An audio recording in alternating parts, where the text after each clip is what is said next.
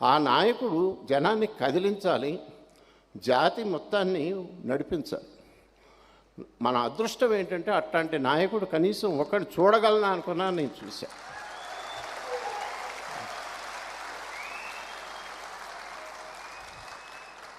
ఇప్పుడు మన దేశంలో ఎందుకు చేయగలిగాడు అని అంటే మొత్తం నాయకులందరూ ఒక ఎత్తు, మామూలు రాజకీయ నాయకుడు ఎవ్వడు కూడా ఈ పని చేయడు.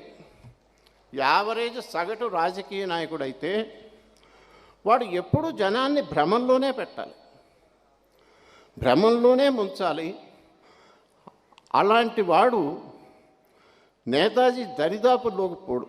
ఎందుకంటే నేతాజీ అంటే ఒక నిప్పుల కొండ, ఒక అగ్నిపర్వతం. అటువంటి వాడు కనుక ఉంటే వీళ్ళ ఆటలేవి సాగవు. కనుక ఆయనలో ఉన్నదంతా దేశభక్తి. ఆ దేశభక్తి అనేది కనుక ఉంటే దేశాన్ని అమ్ముకునే వాళ్ళకి, ఇప్పుడున్న రాజకీయ నాయకులు అందరూ ఏ పార్టీల వాళ్ళైనా దాదాపుగా అదే బాపతు కాబట్టి దేశభక్తి అంటే ఉలిక్కి పడతారు. నిజమైన దేశభక్తి గల నాయకుడు ఉలిక్కి పడడు. అటువంటి నాయకుడే దేశానికి కావాలి. అలాంటి వాడిని చూస్తానని నేను అనుకోలేదు, చూసినందుకు నేను గర్వపడుతున్నాను. ఇక్కడ ఇంకొక విషయం చెప్పి ముగిస్తా.